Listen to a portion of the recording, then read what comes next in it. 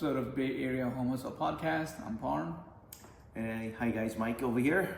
So today we're going to talk about 4 mistakes that you as a seller might be making when going to list your property on the market. You've probably seen the news. There are tons of news nationwide.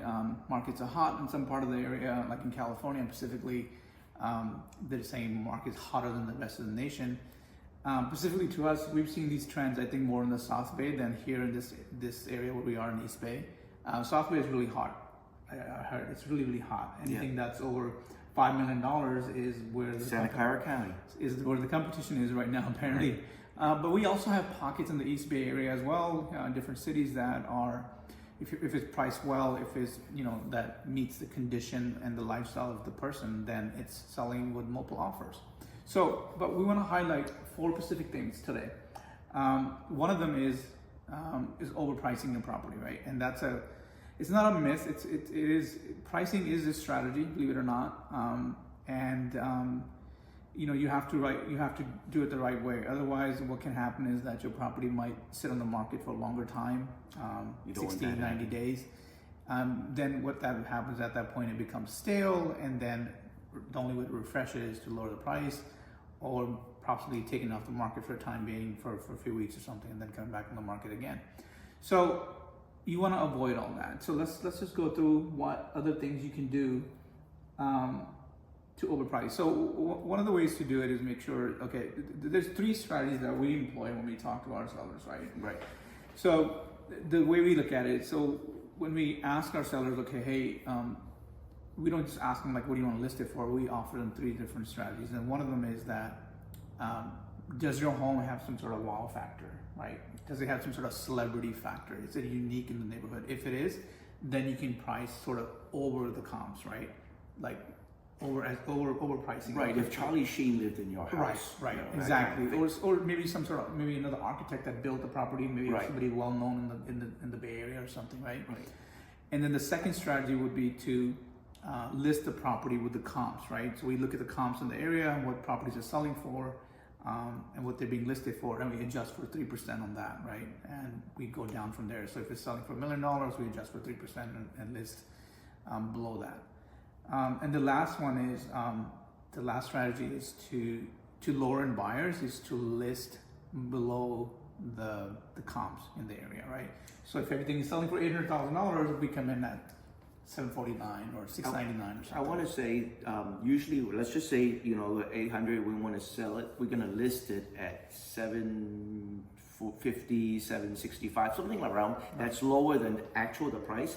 Now, usually we've done this. We have to convince our seller because he goes, wait a minute, my house is worth 800 and I'm hoping to get 850. I said, then we actually have to present it to them and says, hey, we need to generate interest. Right. We're not messing with the market. We just know in certain areas where it's more competitive and you want more people to come to your open house, you want to be a little aggressive, bring it a little bit lower. I bet you, and it always works, there are more groups coming in when the price is a little lower than what's out there. Yeah, a perfect example we can give you is we had a listing in New York, and it was a tri-level home, and we listed for $1,690,000, and we sold that at $1,670. The interest is shifted, right? When we listed it, we had great comps over 1.7, but we still listed it under, but we didn't get an offer until 40 or 50 days after. Right. So the market does shift. I mean, that's not entirely in the agent's hands. We've done everything in our perspective, like marketing and so forth, but it's not entirely. Sometimes what happens is that, or what happened really is, even now, sellers want a price, buyers don't want to pay that price, right? And could be that in the last 3 years we're stuck on this this rate of 6.5% to 7% since July 2022 until now. We have been riding this wave of high interest rates. So to buyers, they're like, okay, wait a minute, I don't know what's happening in the market. This uncertainty that exists out there in terms of tariff and all these changes that are being implemented. Unemployment, they're being cautious, right? So when sellers are asking this price right now, buyers are like, I don't want to pay that price, right? So that isn't entirely your agent's fault. That's just the market has shifted, right? So when you list it at this price and no one's willing to pay for it, you know, you have to adjust for that, and the way to do it is obviously to lower the price, and that's what happened in the market. In the entire Bay Area market, I mean, you've seen a lot of price cuts. You're probably still seeing them as we speak today. But on the flip side of this thing, we had another listing in the same neighborhood in New York. The agent listed for very high, closer to 1.9, and that could be that the seller didn't really care for what the agent had to offer them, like in terms of comps and stuff. He probably presented the right picture, but maybe the seller was like, you know what, no, I want to list at 1.9.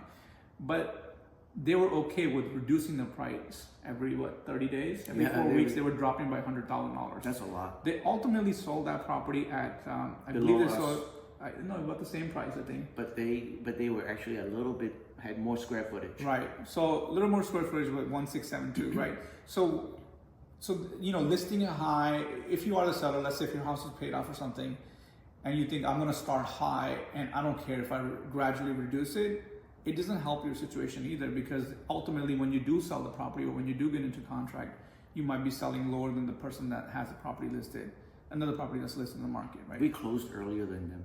Right. So you know, it all depends on your situation, your unique desires, whatever those are, right? We work with you, obviously, but end of the day, you know, you get to control the shots, but we can present you the right picture. So those are sort of the three strategies we employ when we list properties. And I want to say that whether the market is hot or whether the market is cold, your agent will have an idea of what's out there. Right. You know, will know the price, whether it's a high or, you know, a low price. We'll try to list it and do our best for you guys out there, but at the same time, we have to tell you what's really happening outside. Right, and you'll know the picture too. You know, if you go out your comfort zone as well, you know, go out and look at like Realtor.com or Redfin or something. I would check Redfin. You'll see that in your neighborhood, what's selling, what's pending, and what's being sold at what price, right? That gives you kind of a greater idea. Now, here's another thing I want to mention, that, you know, we had all these folks that pull these listings off the market thinking that they don't want to sell it because they want a certain price, and buyers like, we don't want to pay for it, right? And here's what happens. If another seller comes in the market, let's say everybody in the neighborhood, let's say in your neighborhood, everybody's selling, let's say there's 4 properties on the market in your neighborhood for $1 million, right? And all 4 sellers, no offers come in, all 4 sellers pull the property off the market. They pull all their listings off the market. Now you have nothing, right?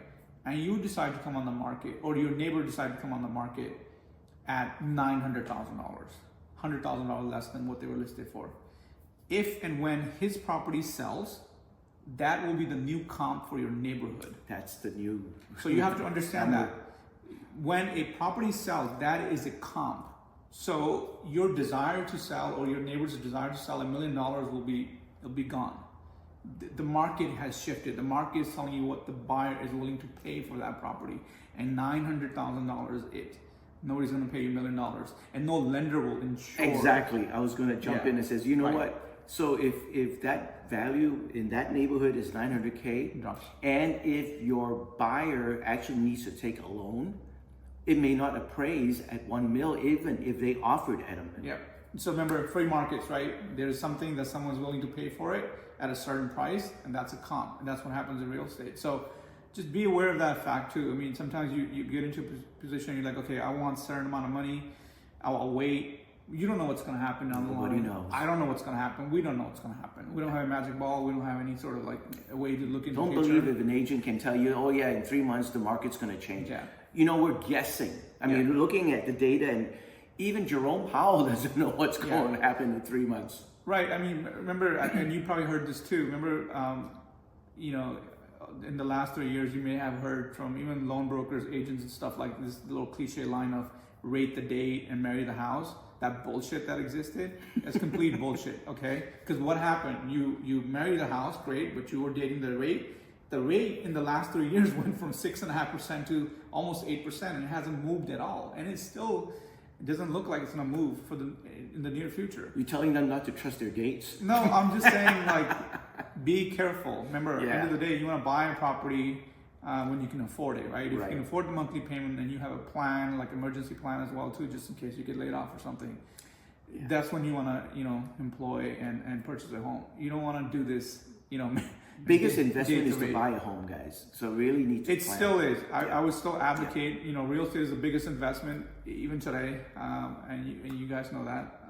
It is the one instrument that doubles every 10 years or so, right? Right. In the last 5 years, obviously, the pandemic had made it different, but over the course of the line, you'll see it doubles, and it's still the best instrument you can have for your kids and so forth. Okay, let's move on to the next topic, and that is Next topic improvement. It's neglecting the improvements that you should make before you even consider selling. Okay, so that's number 2.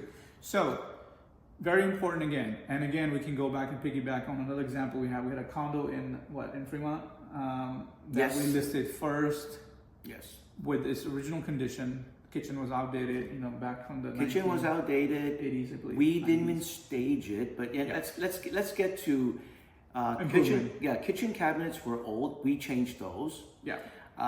We also changed the countertops because that was old. Well, we actually changed the entire kitchen. We ripped the entire kitchen apart. We including did. the plumbing. Everything was replaced. We changed the color of the cabinets, the kitchen cabinets, and it brightened up the whole place. Right. So just remember when you're going on the market, in this particular market, buyers are looking for move-in ready homes, right? They don't want to take on that extra burden of repairing homes right now, just because it's hard and the rates are pretty high. That's the mortgage is killing them. Okay, have $1 million mortgage is looking at somewhere around $6,500, maybe $6,000 or something with everything, property taxes combined and so forth. That's a lot of money. That's a lot of money. So you have to make sure that your home is ready. So the minor things, at the least, you can do is painting, getting the floors, if you have hardwood floors, getting them scrubbed cleaned.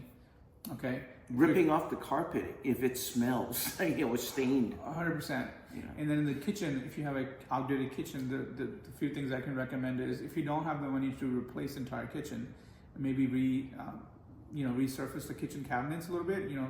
Take the cabinets off and paint them or something. Strip them and paint them back or lacquer them. Maybe new handles on them if you can. New That hinges. brings us a big difference. New counter if you can do it, or at the very least, change out some of the outdated appliances if you have any.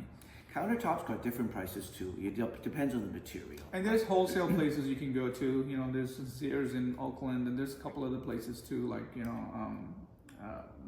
for flooring you can go to like Lumber Liquidators. They've got good pricing as well too. If your appliances are old and cleaning it won't really make a big difference, go get discounted appliances. At least when the people walk into the kitchen, and that's the very first place they actually come. Once they come into the open house, the very first thing is they shoot in right into the kitchen and look at the cabinets, look at the appliances, look at the countertop. If you can do all that little stuff, save you a little bit of money, spend a little bit of money, you'll make a little bit more money. That's right. And the other thing I'm going to tell you guys is that my son is calling me in the middle of the damn call. We're going to have to edit. Oh, you guys can listen to it. He's got a nice boy, very smart kid. So the other thing I want to mention is that functionally, make sure your house is functional and it's habitable, right? Physically, like nothing is leaking in there, right? Make sure you address those things, because the last thing you want is pipes or something leaking underneath the house. When you turn on the tap, it goes rattling. Or the rattling, or something else that at a play, right? Maybe a security or safety issue in the kitchen, maybe the GFCI or some other plug. Make sure those small things are addressed before you do anything else, okay? Because last thing you want is getting into a contract, and then if you don't perform the inspections and the buyer does, and the buyer comes back with all these issues, because the third party inspector will call all this stuff out, especially the safety issues, right? And the lender will not move forward with funding the loan, and you will have trouble with and you need to renegotiate. So this is another suggestion other than getting your home ready, is if your home is ready to be presented, before you do an open house, get a home inspection. Yeah, you can do your inspections. Absolutely. That's something that we do recommend every time. At the very least, if nothing else, do the home inspection. But if you can do all three, home, pest, and roof, I would recommend highly doing that. And if the inspection comes in good, the other side, the buyer side, may feel, okay, we'll just go with your inspection. So, and then they will really eliminate the inspection contingency. That's right. Yeah, so that's it for home improvements. You know, make your home ready essentially for the market for people to come in and go from there. Okay, so after you've done everything, you've improved the home, you changed the countertops, upgraded the kitchen, what do you want to do next? You want it to make it, present it in its best light, right? So what do? You get staging. You get a stager, come in here, take pictures, says, okay, I'm gonna put a dining table here, I'm gonna put a couch here, we're gonna have lights, you know, lamps and everything, we're gonna brighten the place up. That will actually make your property a lot more attractive. Yeah, I'm gonna spin the camera around too. I wanna show you guys that this is stage 2 right now. It's gonna take a second. Hold on, Mike, you can just stay right there. Okay. This is a property that we're at right now, and it is staged. It's one of our listings in Orinda. So this is all staging, guys, okay? All the bedrooms are staged too. Unfortunately, I can't go down there with a camera, but that's staged, right? And we wanna make sure we do that. That's very important. All right. Staging and decluttering. So just having staging, but then you got your stuff in the house. Yeah. Try to hide it, try to move it to the garage. Right. You know, if stuff that you ain't gonna need when you move it to the other place, throw it out. You know, you got old furniture. If a stager brings in their own couch, if you got old furniture that you're not gonna use at the new place, throw it out. Yeah, the staging, I mean, remember, end of the day, when folks are coming in, if it's an empty home, some people will visualize it. They can understand where things go and where to put them. But remember, end of the day, you're just providing that visual picture for someone to imagine where things gonna go, right? And not everybody's clever, I guess. That's why we're doing this for you guys. Yeah, and the other thing I would recommend is that if you can afford staging, so there's like, you know, staging has different parts to it. There's full staging, which is, it could be costly, you know, it could be anywhere from $4 to $5 grand, $6 grand, depending on the size of your home, right? Or condo, it could be less as well, right? If you can't do full staging, maybe do partial staging, right?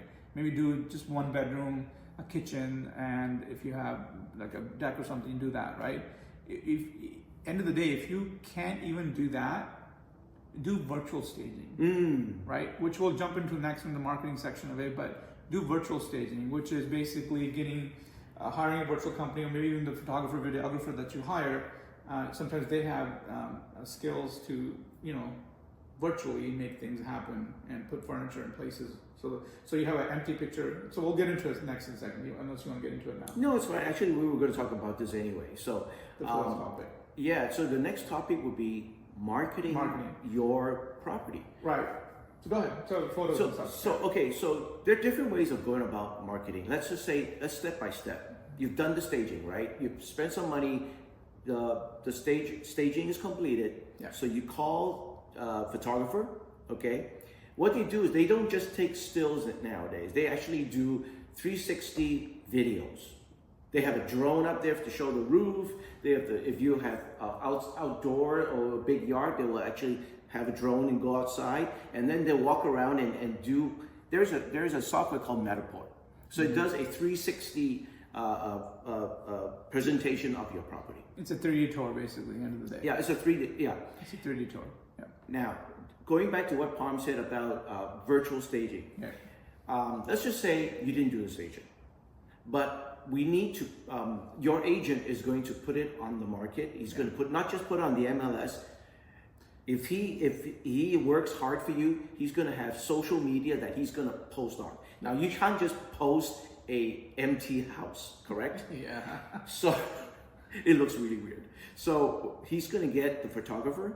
They're going to do digital furniture, add on into those pictures. Yeah, so you showcase one picture where it's vacant, and another next picture, same location with, you know, furniture in it. That's how staging works. So same idea, you know, empty filled, right? So it's just a good way to showcase your property, I think, you know.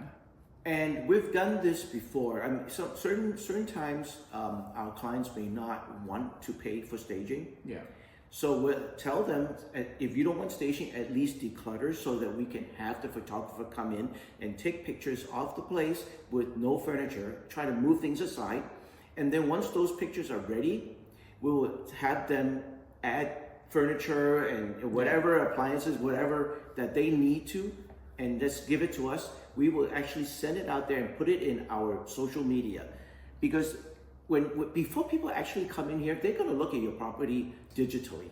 Yeah, I mean everything. You guys know. I mean, you're watching this video. Obviously, you found us online somewhere, right? So marketing is key online these days, right? I mean, 74% of all properties are viewed before people even step into them. So it's very important to stage and make it clutter free and make it look presentable online. And once people have seen the photos, they'll come to your open house. That's right.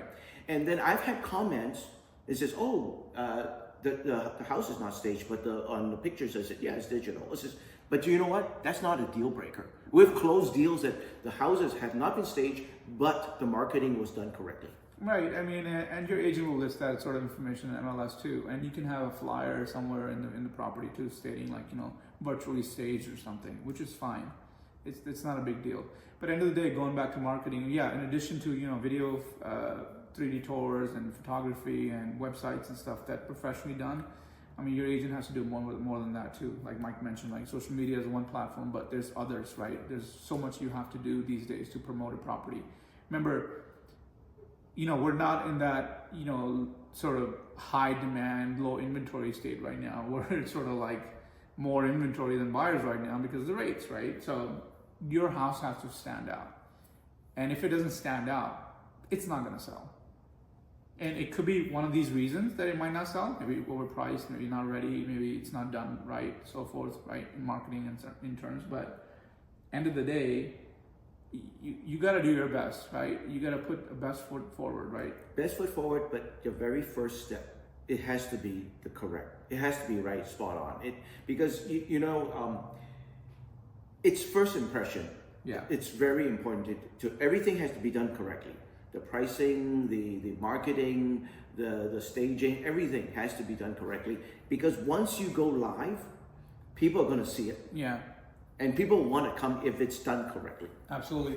And here's one question I would ask yourself as well too, and this is something that I've started asking my sellers as well too, and that is, are you going to list or are you going to sell? Okay, very important distinction between the two. Yep. If you just hire an agent that's just simply going to list at whatever you want it at, just to test the market, then that's not what you're really after. If you want to sell, then you have to really get into the meat of the whole thing, nitty gritty into, you know, the comps and everything else we just talked about. Once you're ready to sell your home, yeah, it's not a home anymore. It's a product.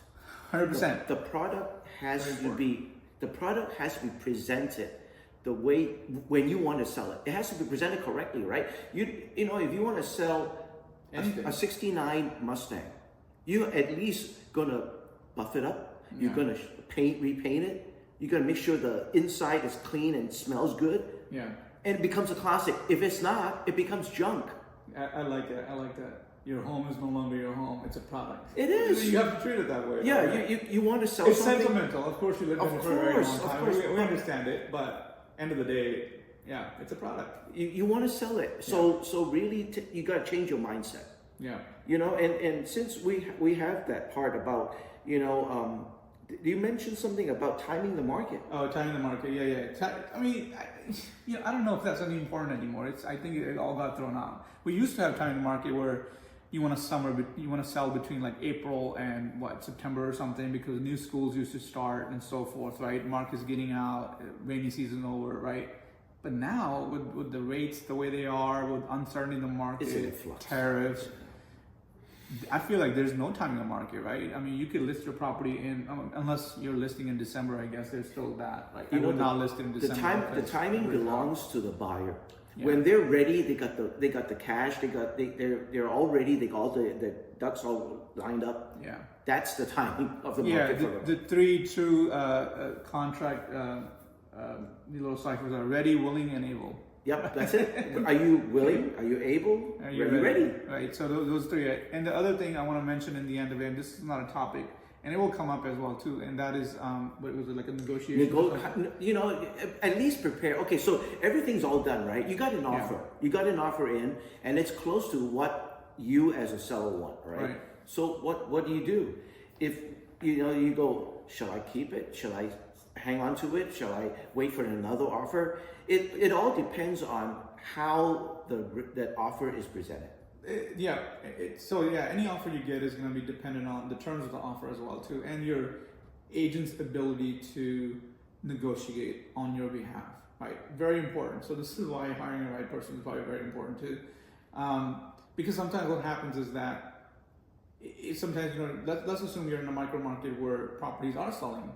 Maybe you're getting multiple offers or something in your neighborhood, right? Your agent lists the property, you receive an offer, and maybe you get 2 offers. Well, in that situation, what do? Do you counter offer both of them, or do you offer multiple offer situation, right? Or do you say individually send out counter offers to both those offers, saying, "Hey, submit your highest and best," or do you recommend them? This is where experience will play a big role in getting the best outcome for you. Because remember, money is not the only thing, right? The terms are also important. Right. How long will it take them to close? What sort of money do they have for down payment? What other incentives are they taking on? What kind of contingencies? Yeah, in terms of cost, Yeah. what are they taking? Are they paying for escrow and title? Is there city transfer tax involved? Right, those are all the questions needs to be handled. Are they asking for?